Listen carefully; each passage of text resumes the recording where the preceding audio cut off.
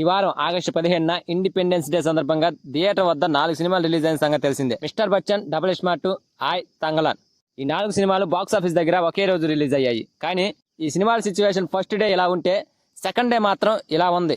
మరి దానికి రీజన్ ఏంటో ఒక్కసారి మనం ఈ వీడియోలో తెలుసుకుందాం. దానికంటే ముందు కొత్తగా మన ఛానల్ని వాచ్ చేస్తున్న వాళ్ళు ఎవరైనా ఉంటే please like, share, subscribe please.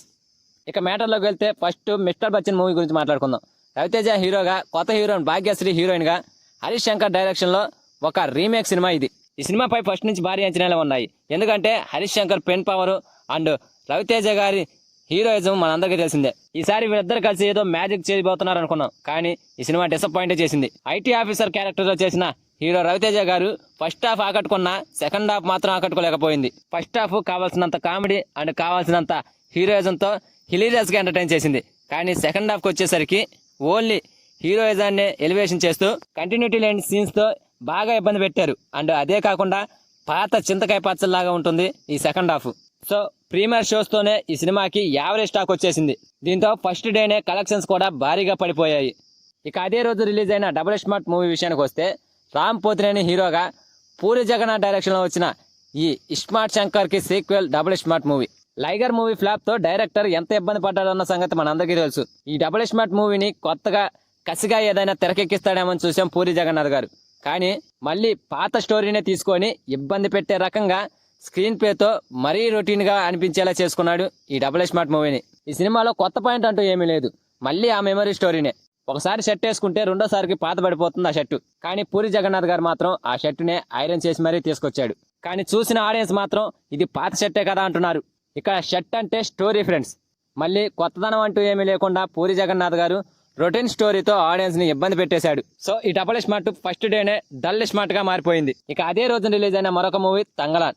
Kollywood star hero Chiyaan Vikram హీరోగా నటించిన మూవీ ఇది. రజనీకాంత్ గారి కబాలి ఫేమ్ పా రంజిత్ ఈ సినిమాకి డైరెక్టర్. టీజర్, ట్రైలర్ చూశాక సినిమాపై అంచనాలు పెరిగాయి. బాహుబలి, కేజీఎఫ్ కల్కి ఆ రేంజ్ లో ఈ సినిమా కూడా ఓ కొత్త ప్రపంచాన్ని చూపిస్తుంది అనుకున్నాం. సినిమాలో విక్రమ్ గారి నటన తప్ప ఆకట్టుకునే సన్నివేశాలు లేకపోవడం ఈ సినిమాకి మైనస్ అయింది. స్టోరీ పాయింట్ కొత్తదే అయినా దాన్ని చెప్పే విధానంలో డైరెక్టర్ పా రంజిత్ పూర్తిగా ఫెయిల్ అయ్యాడు. ఇబ్బంది పడ్డాడు. అసలు వర్కౌట్ కాలేదు.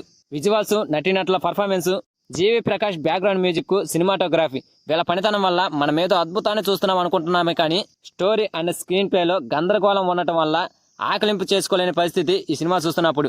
సో ఈ తంగలాన్ మూవీ సొంత ఏరియాలో ఎలా ఉందో తెలియదు, కానీ తెలుగులో మాత్రం యావరేజ్ గానే నిలిచిపోయింది. ఇక నెక్స్ట్ అదే రోజున చిన్న సినిమాగా రిలీజ్ అయిన మూవీ ఆయ్. ముగ్గురు స్టార్ హీరోస్ సినిమాల మధ్య పోటీగా దించారంటే ఈ సినిమాని ఎంతో కొంత కంటెంట్ ఉంటేనే కదా. నిజమే, ఈ సినిమాలో కంటెంట్ ఉంది, కామెడీ ఉంది, ఎమోషనల్ టచ్ ఉంది, ఫ్యామిలీ ఎంజాయ్ చేసే అన్ని అంశాలు ఈ సినిమాలో కనిపించాయి. సో ఈ ఆయ్ మూవీ సెకండ్ డే సిచ్యువేషన్ కూడా ఇలానే ఉంది, హౌస్ఫుల్ గా. ఇక మ్యాటర్లోకి వెళ్తే ముగ్గురు ఫ్రెండ్స్. వాళ్ళలో మెయిన్ హీరో నార్నే నితిన్ ఎన్టీఆర్ గారి బామర్ది ప్రేమలో పడతాడు. ఆ అమ్మాయిని దక్కించుకోవడానికి వాళ్ళ ముగ్గురు కలిసి చేసిన అల్లరేంటనేదే ఈ సినిమా. ఈ సినిమాకి మెయిన్ ప్లస్ పాయింట్ ఏంటంటే comedy and village backdrop, Godavari యాస. గోదావరి యాసలో out and out comedy entertainment గా ఆడియన్స్ కి బాగా కనెక్ట్ అయింది ఈ సినిమా. ఈ సినిమాలో వచ్చే వినోదాన్ని ఫుల్ గా ఎంజాయ్ చేస్తున్నారు ఆడియన్స్. ఇక చివర్లో ఎమోషనల్ టచ్ కూడా బాగా కనెక్ట్ అయింది. సో ఇండిపెండెన్స్ డే సందర్భంగా రిలీజ్ అయిన 4 సినిమాల్లో ఈ చిన్న సినిమా హిట్ టాక్ తెచ్చుకుంది. ఇక హౌస్ఫుల్ బోర్డులు వరుసగా క్యూ కడుతున్నారు ఈ సినిమాకి ఆడియన్స్. సో ఫ్రెండ్స్, ఈ 4 సినిమాల్లో మీకే సినిమా బాగా నచ్చిందో కామెంట్ చేయండి ఫ్రెండ్స్.